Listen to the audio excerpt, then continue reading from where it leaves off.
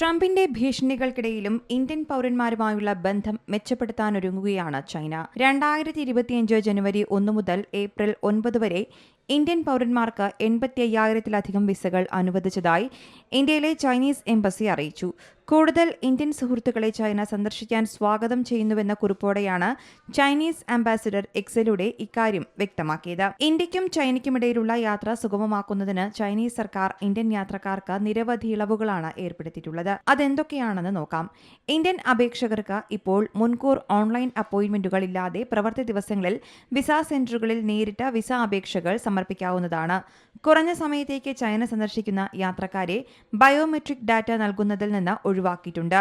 ഇത് പ്രോസസ്സിംഗ് സമയം കുറയ്ക്കാൻ സഹായിക്കും. വളരെ കുറഞ്ഞ നിരക്കിൽ ഇപ്പോൾ ചൈനീസ് വിസ ലഭിക്കുന്നതാണ്. ഇത് ഇന്ത്യൻ സന്ദർശകർക്ക് ചൈനയിലേക്കുള്ള യാത്ര സുഗമമാക്കും. വിസ അംഗീകരിക്കാനുള്ള സമയക്രമം കൂടുതൽ കാര്യക്ഷമമാക്കിയിരിക്കുന്നു. ഇത് വേഗത്തിലുള്ള ഇഷ്യൂ അനുവദിക്കുകയും ബിസിനസ് വിനോദസഞ്ചാരികൾക്ക് പ്രയോജനപ്പെടുകയും ചെയ്യുന്നു.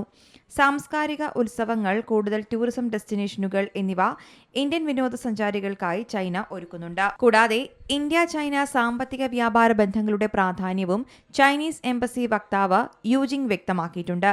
ചൈന ഇന്ത്യ സാമ്പത്തിക വ്യാപാര ബന്ധം പരസ്പര പൂരകത്വത്തിൽ അധിഷ്ഠിതമാണെന്നും അദ്ദേഹം പറഞ്ഞു.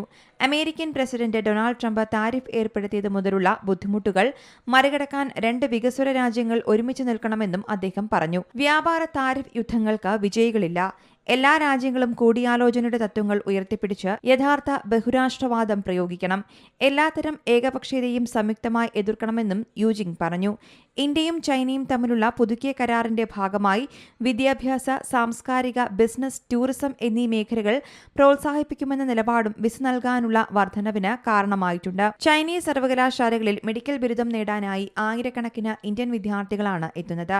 നേരത്തെ കോവിഡ് പകർച്ചവ്യാധി മൂലമുണ്ടായ യാത്രാ തടസ്സങ്ങൾ മാറ്റി വിദ്യാർത്ഥികളുടെ യാത്ര പുനരാരംഭിച്ചതും വിസ ഇഷ്യൂവിലെ വർധനവിന് കാരണമായിട്ടുണ്ട്.